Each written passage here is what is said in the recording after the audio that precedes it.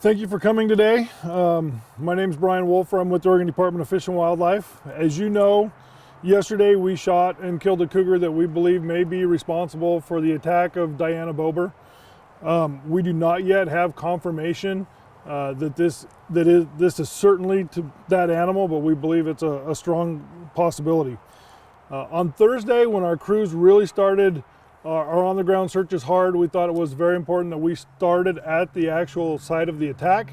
And so our crews were on the top of Hunchback Mountain behind me, and we were not able to find evidence that the cougar had been there within that immediate time period of the couple days before. From there, we tried to focus really hard on what we know about cougar biology and make sure that our search stayed within the potential home range of where the attack occurred.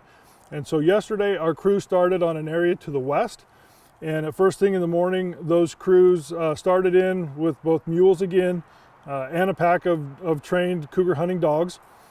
At about 9:20 in the morning, some of the cameras that our partner agencies had established at the attack scene where Diana's backpack was found started getting hits on those cell phone cameras that showed a cougar actually at the attack site and walking through the attack site. At that point, we reached out to our crews in the field. They had already scaled 3,000 feet in elevation in their search yesterday morning, and the communication system that we had established in conjunction with our partners, we were able to reach them and instruct them to get down to the bottom of the mountain as soon as possible. We were able to pick them up, redirect them to the base of Hunchback Trail here, and get them started back up the Hunchback Trail.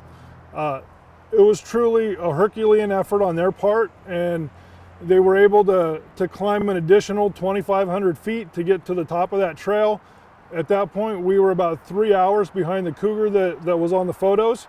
That cougar was trailed from the side of the attack, and the dogs were able to follow it, and that cougar went up a tree, and we located it at about 3 in the afternoon yesterday.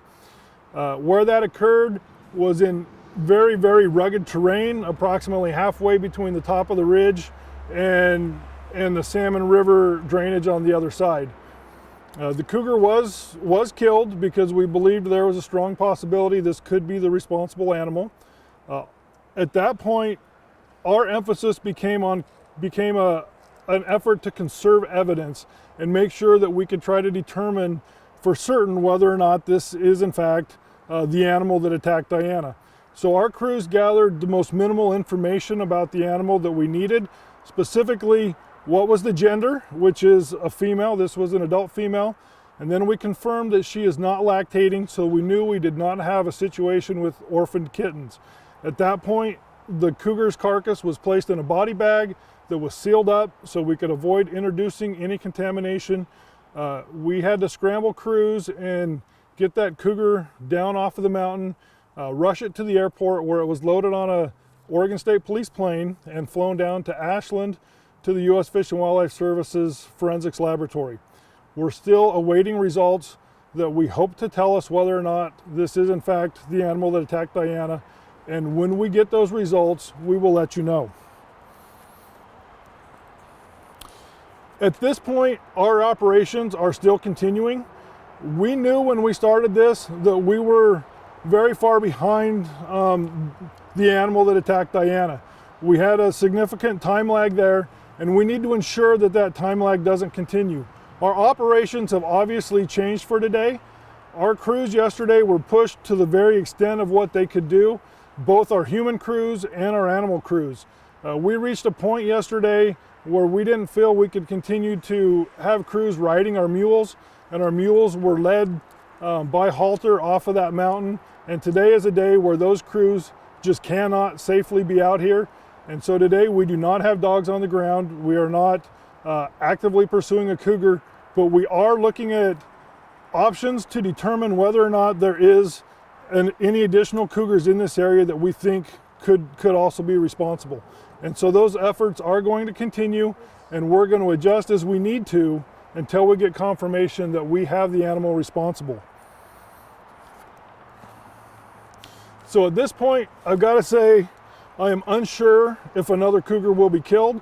Those are decisions that will have to be made as we look within a potential cougar home range of the attack site, see what other cougars we can identify within that home range, and determine if we think they could potentially be responsible. When we do have confirmation and we are confident that we've taken the cougar responsible, at that point we will fold up our operations and we will let you know that, of course. And at this point, I think I'm ready to take a few questions if you have them. If it turns out that this is not the cougar that killed Diana Bober, how long is the search going to continue? Do you have an idea, a timetable? I really don't have. So the question is, if the results come back that confirm this is not the correct cougar, how long will we continue? And my answer to that is, I'm really not sure. That's going to depend on what we're able to detect for additional cougar activity. At this point, we do believe that the cougar that killed Diana is a safety risk. And this is not normal for a cougar to attack a person. We really can't quantify how big that risk is, but it is an unacceptable risk. And we are going to make every effort we can to keep the public safe and ensure we get the animal that did that attack so that we can try to ensure that nobody else is attacked or injured by that animal. Anybody else? We've had a lot of, I'm sure you've had a lot of people on social media, critiquing the ways that which ODFW is going about the investigation, trying to track down the right cougar. I mean, what would you say to people who are being very critical about the plan to shoot any cougar, at least, before this cougar was shot, the plan to just kind of shoot and kill, not knowing if that is the cougar that is responsible? So, for me to paraphrase the question, essentially, the question was, how would I address the criticisms about how the agency is handling this operation and the potential to take multiple cougars and maybe not know if it was the correct cougar? I'm going to give a fairly lengthy answer to that, I think, and so this might be our last question, and hopefully it'll answer a lot of other questions. This has been a tremendously emotional week for me. Excuse me. So there's been things that I've had to do and see that have been very difficult. Yesterday I talked to Diana's family. We have a family representative liaison, and yesterday I talked to that family liaison. I can tell you, as hard as this has been on our crews and as hard as this has been on me, it pales in comparison to what they are going through and the loss they've had. A person lost their life here. Diana had people that loved her. There are people that are going to miss her. And we have every responsibility to make sure no other family is going to go through that. Yesterday in my conversations with the family representative, we touched briefly on what the family feels Diana's wishes may be, but the family did not critique the operations that we're conducting here. They were very respectful of what we're doing and allowed us to do our jobs, and that has made my job so much easier today. I don't have the family asking us to do things that we just can't do, and I've got to say I've got the most tremendous amount of respect for that family and what they've gone through from that conversation.